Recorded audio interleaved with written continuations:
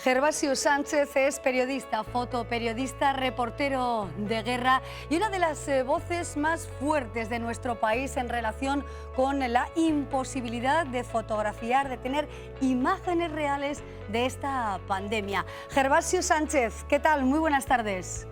Hola, buenas tardes. Muchísimas gracias, compañero. Gracias, Gervasio, por estar con nosotros. ¿Cómo estáis? ¿Cómo estáis trabajando en este tiempo difícil y de difícil acceso, además, a los lugares, al centro neurálgico, podríamos decirlo así, del COVID-19?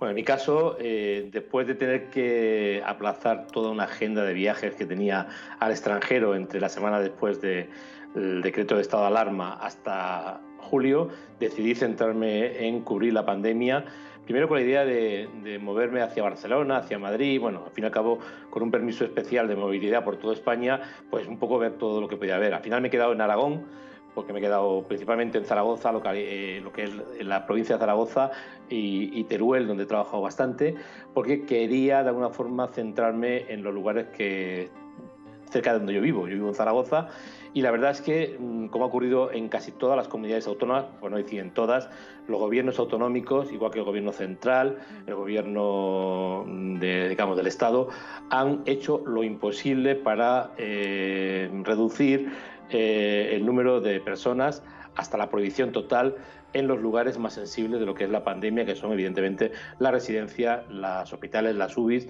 y los tanatorios, ¿no? Con lo cual, verdaderamente es una pandemia con una letalidad impresionante, donde hay cada día un baile de cifras realmente vergonzoso, porque esto es un insulto a la memoria de las víctimas, que en realidad no hay víctimas, no, es como ir a una guerra y no fotografiar la gente que muere. Cuando hablo de gente que muere, quiero que quede claro del primer minuto que no se trata de fotografiar cadáveres, sino de fotografiar el impacto letal de la pandemia contra los sectores o los grupos de personas que más las han sufrido. ¿Por qué crees que esto ha sido así, ¿no? Que ha habido esta política de cerrazón informativa en nuestro país, en cada una de las comunidades, es verdad. Las cámaras no han podido entrar al recinto hospitalario, no hemos podido estar cerca de lo que ha sido esta tragedia. ¿A qué se debe y cómo valoras esta gestión realmente? Porque todos los gobiernos, empezando por el central y todos los gobiernos autonómicos, han fracasado en la manera, no solamente gestual, sino la manera de intentar enfrentarse a la pandemia. Han llegado tarde en todos los sentidos, se han hecho, digamos, han sido incapaces de prevenir, sobre todo a los sectores más endebles y más afectados por la pandemia, que eran evidentemente los ancianos y también el profesional sanitario. Han sido incapaces de darles las herramientas para trabajar y no querían testigos, y han buscado en todo momento maquillar de una manera vergonzosa lo que es el impacto real de la pandemia. Esto ha ocurrido de manera generalizada, por eso ha sido muy difícil trabajar en residencias, en hospitales, en tanatorios, y los que hemos podido entrar en algunos sitios ha sido más por la desobediencia de algunas personas, porque algunas personas tienen confianza en algunos periodistas. Es evidente que yo no estoy reivindicando que fuera una barra libre, porque en la barra libre, teniendo en cuenta el nivel de la prensa española, que es bastante flojito en general, hubiera sido un escándalo, pero sí que creo que hay periodistas especializados en tratar el dolor con mucho respeto, que podrían haber hecho un buen trabajo, porque al fin y al cabo es el trabajo que va a quedar para la memoria histórica de nuestro país.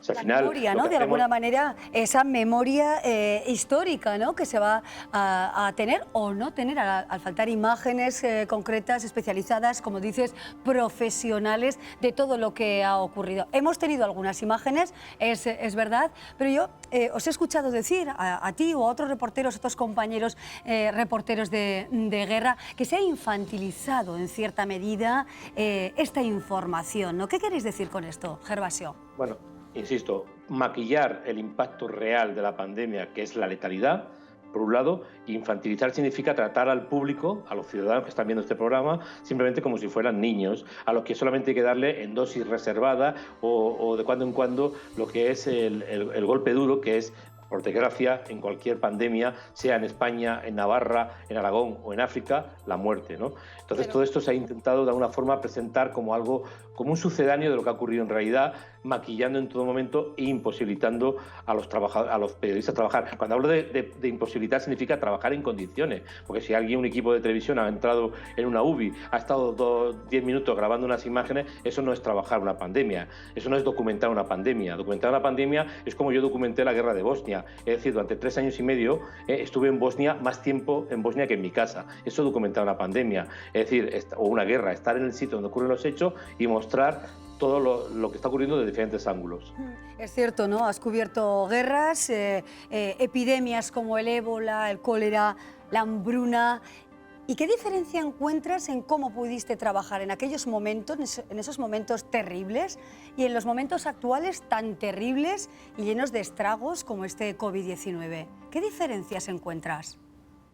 Pues el acceso, la diferencia principal es el acceso, que yo podía volar desde Madrid hasta Bruselas, desde Bruselas hasta Kinshasa, desde Kinshasa pedí un permiso a las autoridades para que me dejasen volar a Kikwit, donde estaba el epicentro del ébola, y una vez que llegaba allí, poder entrar en los hospitales a hacer mi trabajo documental. En Ruanda lo mismo, o en cualquier malnutrición infantil severa o malnutrición generalizada en países como Sudán. Una vez que consigues los permisos y la burocracia te permite trabajar, luego se te facilita el trabajo. Aquí la burocracia ha impedido trabajar, y esto es lo que hace de una pandemia como esta, que al final verdaderamente se han encontrado, habrá fotografías porque hay muchísima gente muy buena que ha sabido trabajar y ha sabido buscar los resquicios para poder trabajar, pero no se ha cubierto como se tenía que haber cubierto. Y una de las cosas que quiero decir claramente, que en mi vida profesional, llevo más de 35 años trabajando en zonas de conflicto, he visto tan abandonados a los muertos como en este país. Me parece absolutamente vergonzoso que haya ruedas de prensa en Madrid o en la Comunidad de Madrid o el Gobierno de Navarra, donde hay 5 o 6 gobernantes hablando, es cátedra, o se reúne al Parlamento y no se haya permitido a los familiares despedirse de sus seres queridos en los momentos picos de la pandemia, porque ni siquiera podías ir al cementerio o al tanatorio a ver cómo enterraba o cómo incineraban a tu ser querido. ¿Era necesaria esa forma de gestionar esta cuestión, la muerte, la despedida o la imposibilidad de despedir a nuestros seres queridos, mayores, jóvenes? ¿Era necesario esto? No, la excusa banal, la excusa vergonzosa, la forma de actuar de las autoridades, insisto, autoridades políticas de todo tipo de ideologías, porque esto ha pasado de manera generalizada. En el País Vasco ha sido el PNV el que ha evidentemente bloqueado todo, en Cataluña lo que queda de ese partido corrupto llamado Convergencia y Unión, en Aragón ha sido el PSOE, en Madrid ha sido el PP, en el Gobierno central estamos hablando de una coalición entre el PSOE y Podemos. En todas las comunidades autónomas ha habido partidos que estaban al frente de lo que era la sanidad, que han hecho exactamente lo mismo: impedir y actuar de una manera absolutamente cómoda. O sea, prohibimos los entierros. No, disculpe, ¿cómo va a prohibir usted un entierro? ¿Cómo es posible que una persona que ha muerto en una residencia sin estar presente sus seres queridos ni siquiera puedan tener el acompañamiento durante un tiempo de sus seres queridos? Hagan usted lo que quieran, móntenlo como quieran, coloquen unos autobuses especiales para llevar familia a familia, hagan lo que les dé la gana, pero eso lo tiene que haber hecho en todas las comunidades autónomas, en todas las ciudades, en todos los lugares donde ha habido personas muertas por el coronavirus. La verdad que han sido días terribles, ha habido días con cientos de muertos, y esto no se vive ni en una guerra, Gervasio. Bueno, yo hice un artículo cuando el número de muertos en Italia y en España duplicaba, es decir, hablábamos de unos 24.000 muertos entre España e Italia, duplicaba el número de muertos del cerco de Sarajevo durante 3 años y medio. Lo titulé "Esto no es una guerra, pero puntos suspensivos". Es decir, no es una guerra porque los confinamientos de una guerra no son con luz, con agua, con electricidad, con internet, con televisión y con los tomates, las patatas o los huevos al mismo precio. En Sarajevo durante la guerra no había ni luz, ni calefacción, con 20 grados bajo cero, ni agua.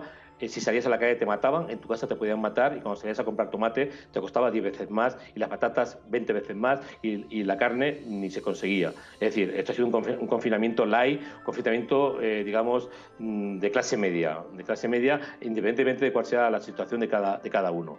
Pero lo que sí está clarísimo es que se tendría que haber hecho un esfuerzo mayor para intentar solucionar todo lo que era el impacto brutal de la violencia. Y, por supuesto, yo he asistido a situaciones muy duras en conflictos brutales y creo que aquí había margen de maniobra para que las autoridades actuasen de una manera distinta a la que han actuado. Gervasio Sánchez, muchísimas gracias. Es verdad, echaremos de menos buenas imágenes de grandes profesionales como es tu caso, imágenes que no tendremos para contar, para revivir, para contar en el futuro, ¿no?, a nuevas generaciones. Gracias por acompañarnos, un placer, compañero. Ojalá podamos vernos pronto aquí en el plató, donde seguimos bueno, pues en un estado también diferente, ¿no?, y haciendo la televisión como se puede. Gracias, Gervasio, enhorabuena por tu trabajo siempre y también, por supuesto, por tu disponibilidad. Muy buenas tardes. Muchísimas gracias a vosotros. Gracias, compañero. Hasta pronto.